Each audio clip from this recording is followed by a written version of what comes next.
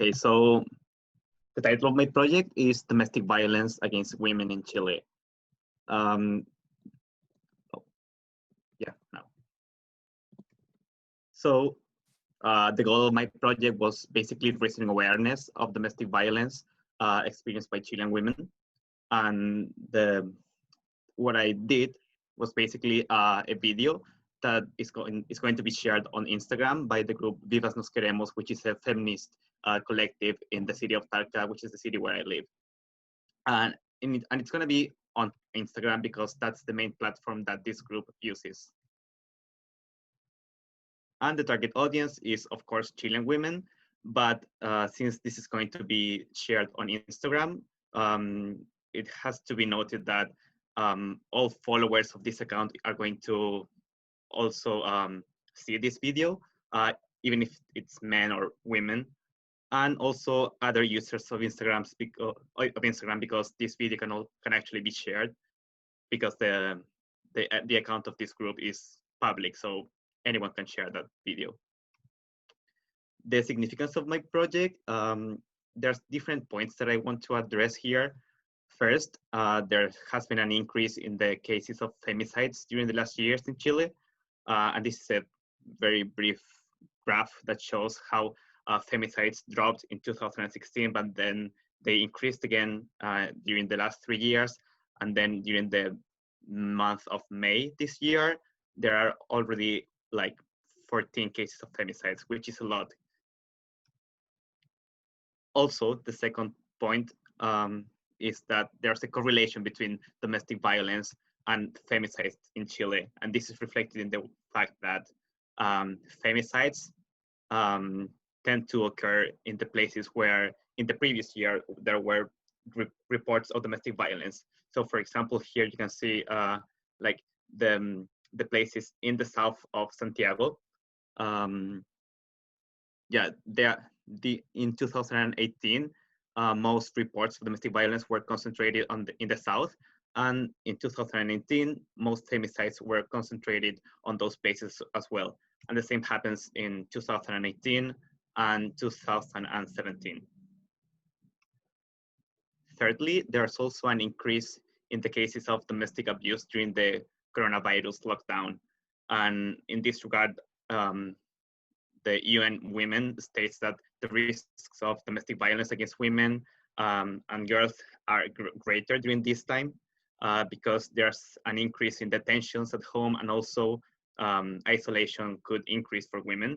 And this, and because of this, lots of countries have tried to take action on this and have created different campaigns to address domestic violence during the lockdown. And finally, I think it's important to say, because I am Chilean, so I know how the situation with the Ministry of Women work is in Chile. And there's no much trust in the Ministry of Women right now in Chile because they haven't done many actions during the last years to prevent domestic violence, and the little actions that they have done haven't been quite successful. And actually, Isabel Pla was the Minister of Women this year, but she was taken away from her position, and she was replaced by Macarena Santelices, basically because women were saying that this person wasn't representing them and she wasn't doing anything for women. But then the new Minister of Women created a campaign against domestic violence, which was released on June the 1st. And this campaign has been strongly criticized because it presents men as victims. Actually, it presents male abusers as victims. So it's been quite controversial for victims of domestic violence. And well, I could say that this is actually a very bad example of a project to address domestic violence.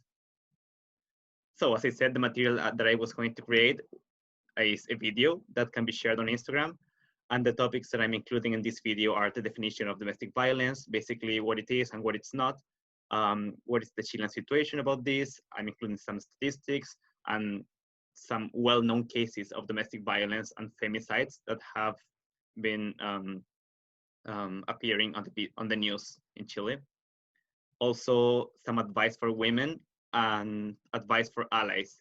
That means allies for, when I say allies, I mean people or acquaintances of women or victims of domestic violence.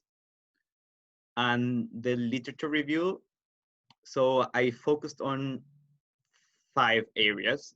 The first one is advice for the victims of domestic violence. My source was a help guide for victims of violence during the quarantine. But the important thing here is that these pieces of advice can also be applicable during normal times. So even though they were thought as for times of quarantine, women can also follow this advice in normal life. The second area was domestic violence in times of coronavirus. Here I looked at an article that was discussing the different ways in which different countries have approached domestic violence during the quarantine. The third area is domestic violence itself. And here I looked at a book written by Word, where she defines what domestic violence is, and she gives examples of violent behaviors, both physical and psychological behaviors. And yeah, this is the last area. It was only 4 areas, sorry. So the fourth area was domestic violence against women in Chile. And here I looked at 2 sources. There were both 2 web pages. The first one presents femicides in Chile according to different criteria, such as years in which they were committed, age, and nationality. And the second source that I looked at discusses the different laws that we have in Chile regarding domestic violence and femicides. And it also establishes a correlation between domestic violence and femicides. In terms of the alignment between design and goals, I have to say that what I did was to include images and video clips of well-known cases of femicides and domestic violence in Chile. This was quite useful, I think, because it helps me to establish solidarity with the possible viewers of my video. I also used a feminine voice to accomplish that. And I used music and statistics to establish a serious tone for the video.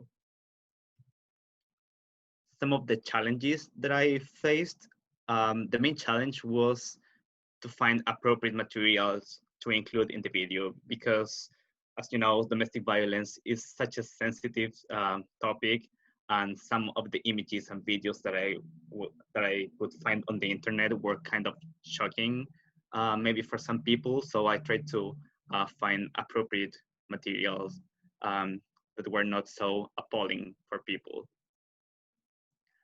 And some potential negative consequences of my video.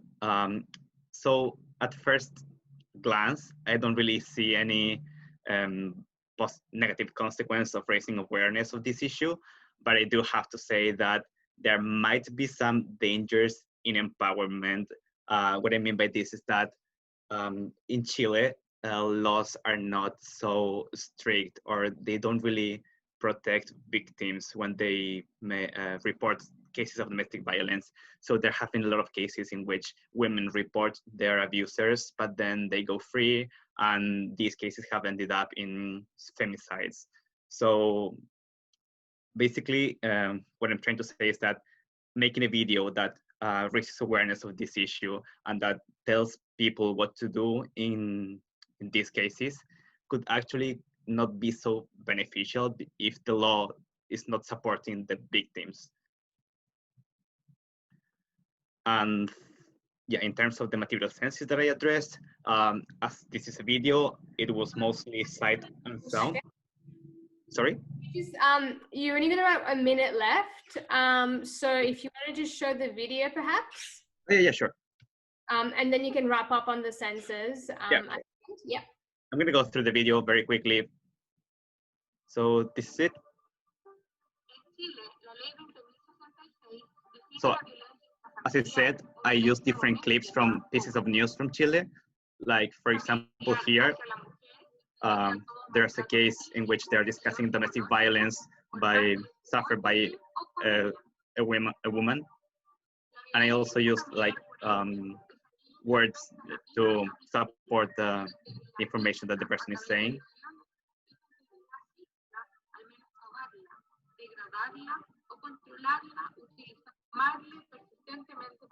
And so, as I said, I didn't want to include so many shocking images, so I tried to use silhouettes to portray the meanings of, you know, the behaviors that I was describing.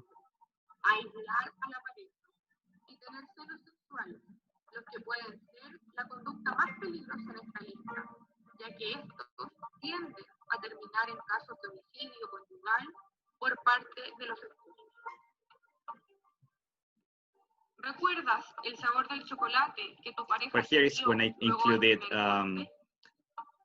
taste and smell. So yeah, men tend to give these as presents to women. So yeah, I'm making an illusion of that in this part of the video. And at the end of it, I included this clip to tell women that they are not alone, that they should be encouraged to report their abusers. And this clip is taken from a very famous protest that happened in Chile some months ago, and it actually happened in lots of countries. Yeah, and as I said, while I was showing the video, mostly I used sight and sound, but I also projected the meanings of smell, touch, and taste through different images through the video. Basically, that's my presentation. Thank you for listening.